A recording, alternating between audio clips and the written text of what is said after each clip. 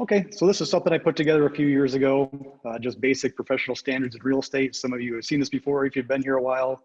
I like to do this about once a year, just as a friendly reminder of how we should be acting in not just in concert with the code of ethics, but just how we should, how we can do business better, uh, not only for the clients that we're working with, but working with other realtors as well. So REMAX, Main Street Realty, professional standards in real estate. So we'll talk about some of the basics first, the basic things that are suggested as far as portraying yourself as a real estate professional to your clients, but also portraying yourself to the other realtors that we're working with as someone that's easy to do business with. And that's really important thing.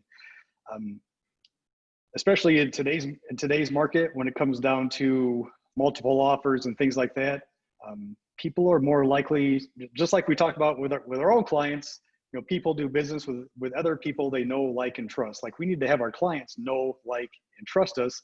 Same thing for other agents out there. If you're putting in multiple offers, or you have an offer on a house that has multiple offers, and that agent knows you and the offers are really close, they might tell their client, you know what, I know we have 5 offers, but I know Steve really well. I know Steve's a professional. I know Steve's going to get the job done. We're only a couple $100s off here. I would suggest taking Steve's offer because I know that he's going to get the deal done, and this other agent, I don't know that well. So believe it or not, these things really matter, especially in these multiple offer situations, that you portray yourself and you are someone who's easy to work with, who's going to get the deal done, who's going to answer their phone, who's going to answer emails, and make sure that things happen on time. So here's some of the basics. Of course, dress like a professional. We talk about this all the time, dress for success. A little cliche, but it really matters. When you and dress appropriately for the property that you're showing. Of course, if you're going to go show a farm and you need to walk 10 acres, don't show up in a suit and tie or a dress and high heels if you're going to walk some acreage. Right? Just use your best judgment when you're once you get comfortable with people, you can maybe dress down a little bit, but business casual is the absolute bottom, in my opinion.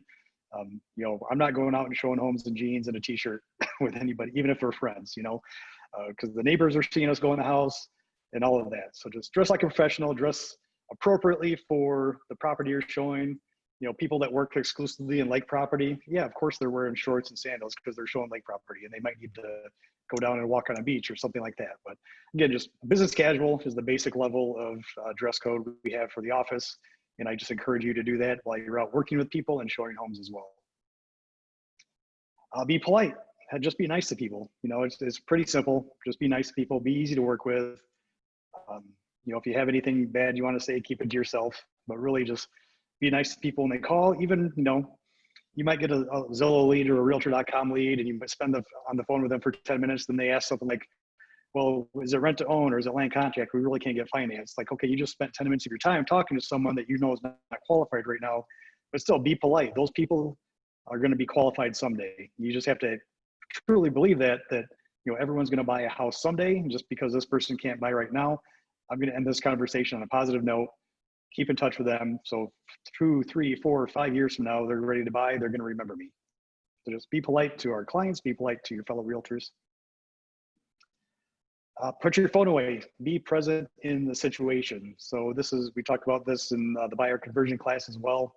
If you're meeting with a client, put your phone away. Don't even take it in the room unless you need it to use your calculator to do a net sheet for a seller or something like that. But when you sit down with anybody, even at dinner with your family, when you're out at a restaurant or whatever, when you take your phone, set it on the table next to you, and it doesn't matter if you turn it upside down. That doesn't make a difference. Trust me, it doesn't matter. So if you sit down with anyone and you set your phone next to you on the table, that sends a subliminal message to them that, what, I'm here talking to you, but I'm waiting for someone better to contact me.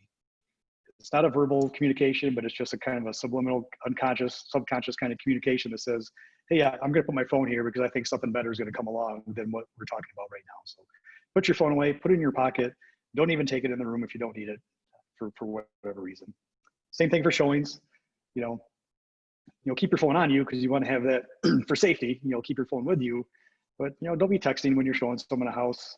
Don't stand by the door. Let them walk through the house and text message people while you're waiting for them. Go with them through the house. When you get the feeling that they want to be left alone so they can talk privately, then go back to the door, do whatever. But same thing with closings. you're at the closing table, you'll notice, for those of you that have been at the closing table, and I think everybody on the call has been in a closing, the lender will be texting people, the other agent will be texting people, and whether you're representing the seller or the buyer, like this is a big deal for them. Being at the closing table, buying their first house or selling their house, this may be run-of-the-mill everyday stuff for us that doesn't really seem important because we know we show up to the closing table and we don't really do anything, right? So why not get some business done while we're sitting here? But that just tells your client that, again, I have something more important than what you're doing, right? Hey, I know you're buying your first house. I know this is a huge deal to you. I know you worked really hard to get here to buy your first house, but you know what? I'm going to get on Facebook and play around while you're signing papers because this is more important to me. So again, put your phone away when you're at meetings, when you're showing homes, when you're at a closing, just be present in the situation. It'll speak volumes to your client that shows how interested you are in the outcome. Again, don't use slang or profanity. Even this is probably more in speaking with other realtors. Just because you're friendly with someone or friends with someone, just when you're talking about work, talk about work and act professional. Don't use abbreviations or slang or profanity when you're text messaging or whatever. Just like we tell our kids, like, hey, if you do something on the internet, it's there forever. If you're going to text someone, another realtor, something that's probably not appropriate or something that you wouldn't tell a client, hey, it's on their phone, right? They can show it to somebody. So just use that same rule of thumb, like we tell our kids, like, hey, whatever you put on the internet stays there forever. Same thing here. Whatever you text to someone stays there forever, and they can share it with someone. Again, don't abbreviate text messages, LOLing with your clients or whatever. Again, you might have become friends with these people, but when we're talking about work, act like you're talking about work. Be on time. Again, as part of the buyer conversion, we talk about the my role, your role. Like, hey, you know what? If I'm going to be more than 5 minutes late, I will call you, just so they know that if you're being more than 5 minutes late, something happened, and you should tell them. But of course, be on time for showings. Get there a couple minutes early. If you're showing a vacant house, get there 5 or 10 minutes early so you can turn all the lights on. All those kind of, ideally in today's current environment, hopefully the lights are turned on for you already. But again, if it's a vacant house, they're not going to be turned on. So always be on time for appointments or be a couple minutes early. But if you're going to be late, just let them know.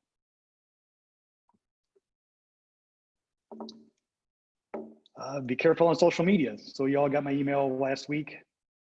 That there's a lot of stuff going on right now, and it's really important to know that, none of you that I'm talking to right now did anything. So I did get some emails from some of you that said, hey, did I do something? No, you didn't do anything. Just a general warning to everybody. Like, I know it's really hard to, especially with the stuff that's going on right now, to try to keep your mouth shut. And it's very hard for me to do the same thing.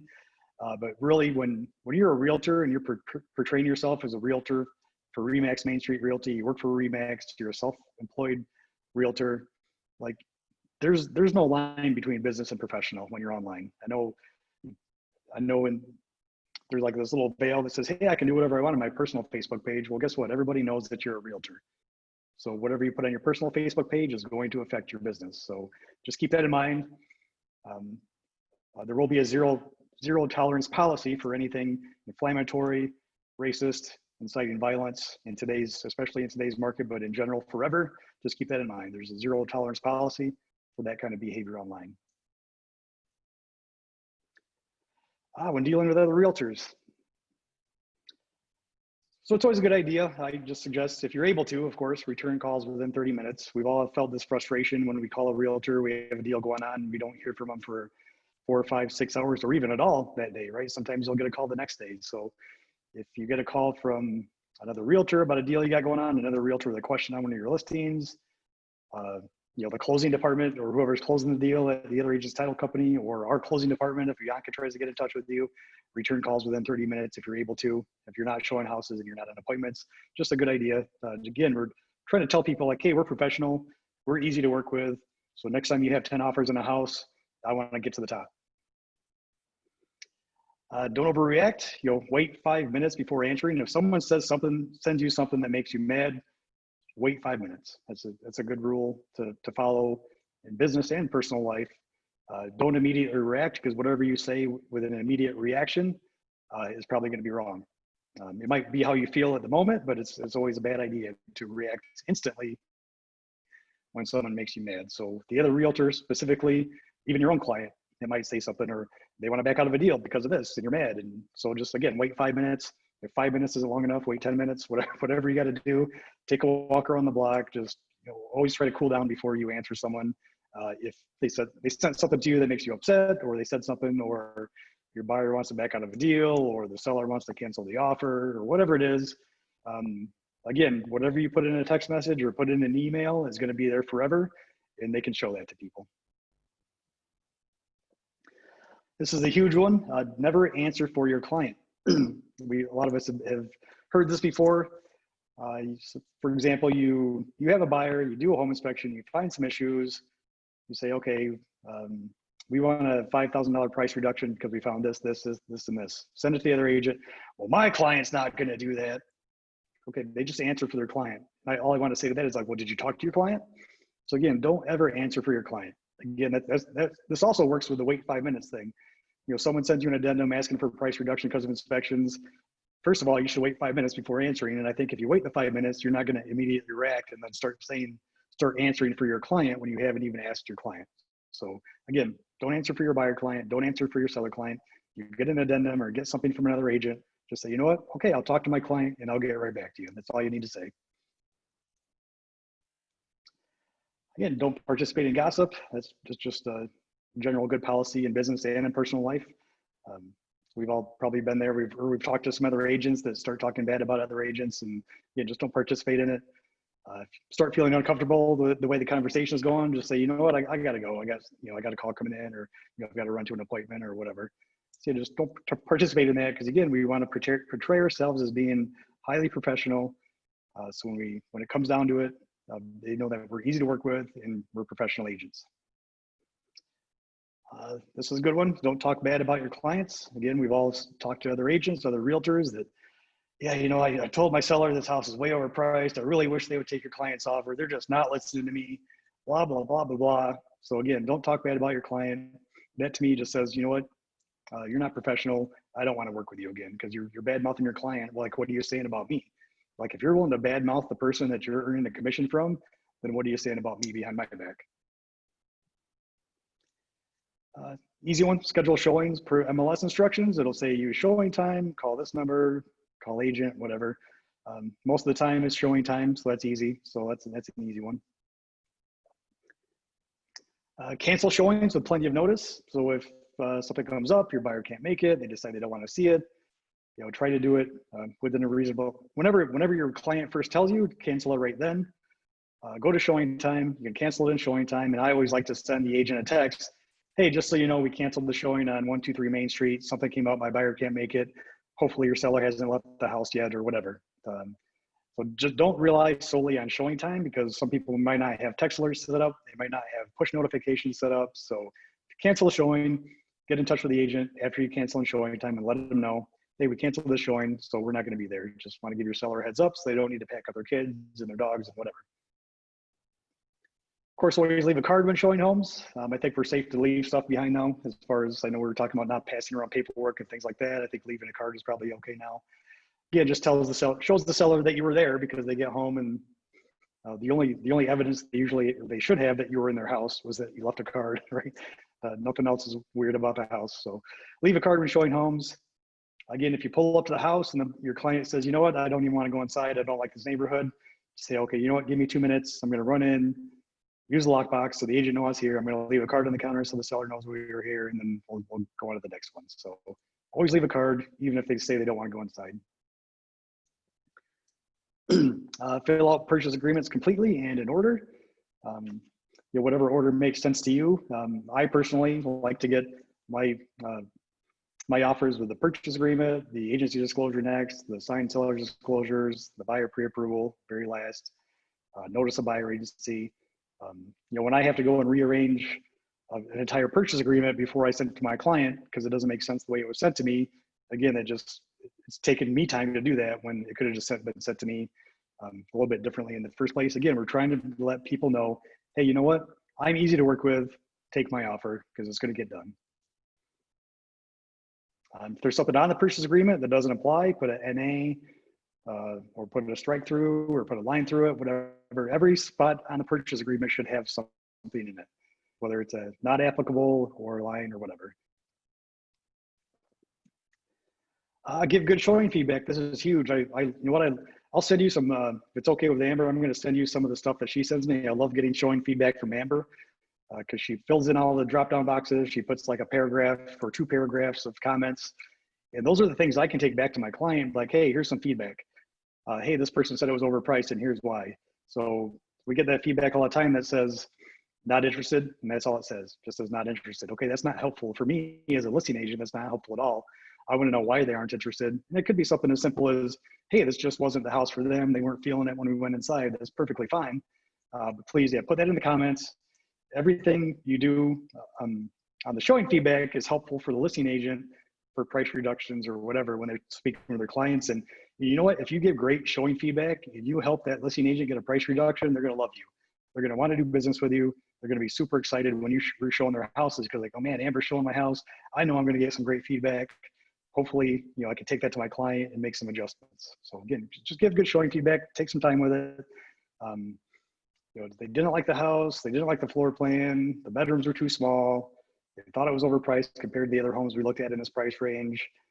There was water in the basement, whatever it is, just put it in the notes. It's always very, very helpful. And again, the listing agents will love it when you show their houses if they know that they're going to get great feedback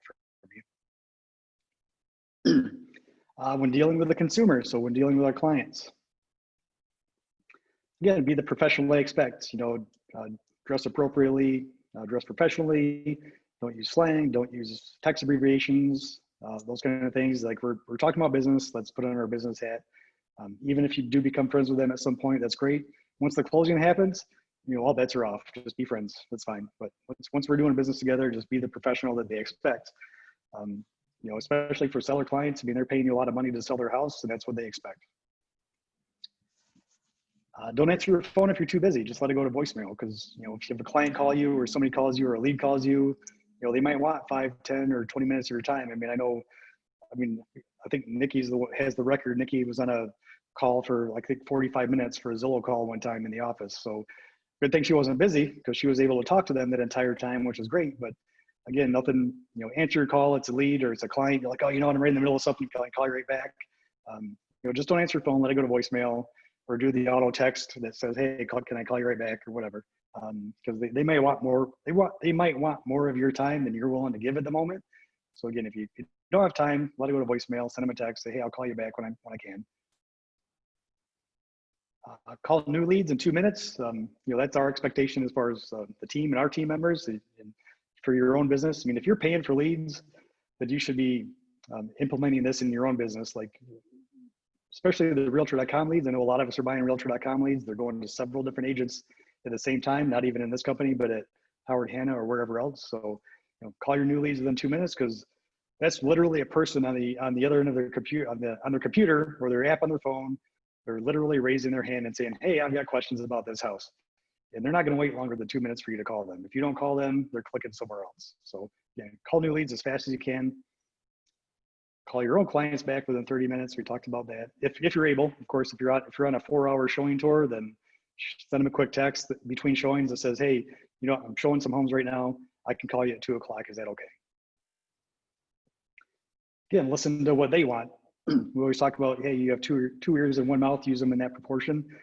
Keep on listening, keep on staying curious, keep asking questions when you're talking to your clients. Just listen to what they want and keep asking questions because the person that's asking the questions is in control of the conversation. So stay curious about what they're talking about. Listen to what they say when you're on a home tour. Listen to what they say when you have your first buyer consultation. Those kind of things really go a long way. When they know that you're listening, it's really important to them. Of course, work around their schedule within reason. We want to show them homes when they're available. I like to tell people like, hey, I understand you work Monday through Friday 9 to 5. We'll do showings in the evenings during the week or on weekends. But if I see a new listing come up that I think is going to sell fast, I'm going to text you and I'm going to suggest we go see it right away on your lunch break. Take an hour off of work, whatever you can do to get there. So just work around their schedule within reason. But again, in today's market, they need to be able to react quickly when a new listing comes on the market. Be upfront and honest. Honesty is always the best policy because the worst thing that can happen is not that you're intentionally lying, but you might, try to lighten something up by not telling the complete truth about something and whatever. And you know what? It always catches up with you. It always catches up with me. It always catches up with whoever. So be upfront, be honest, give them your opinion, especially, you know, buyers, sellers. That's what they're hiring you for. They're hiring you for your professional skills and what you know about the real estate industry. So be upfront, be honest, you know, be honest with them about the price if they want to list their house. Hey, you know, I really think this is worth 175. Well, you know what? We'd love to list it for 200. Well, I'm sure you would love to list for 200, but I think it's worth 175, and here's why. So again, acknowledge and keep talking about it. You know, acknowledge that you want to list for 200,000.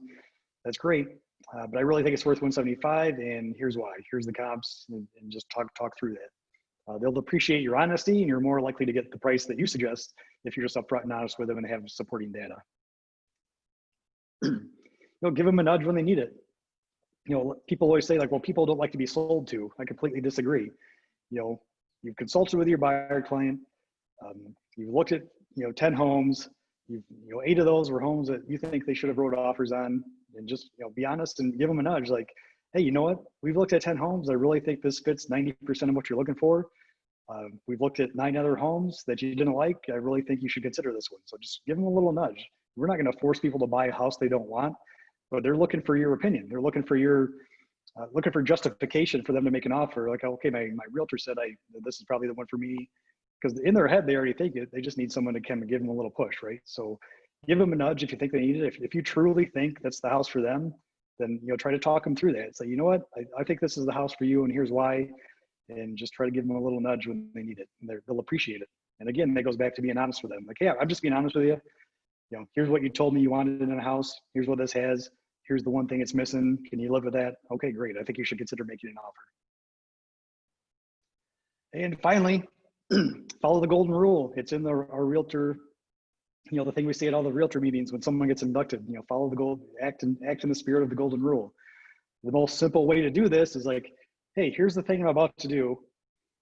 If someone did that to me, how would I feel? Really, just that statement and 2 questions. Here's what I'm about to do. If someone did that to me, how would I feel? Then approach that situation from that standpoint. Just follow the golden rule. Do unto others as you would have them do unto you. It's a pretty simple rule. It's going to get you a long way in business. It's going to get you a long way in life if you just analyze every situation that you do by that simple question. You know, if I did this to someone, or if someone did this to me, how would I feel? Okay, I wouldn't feel good, so I'm not going to do that. So that's it. That's a simple part of that. Stop sharing my screen here.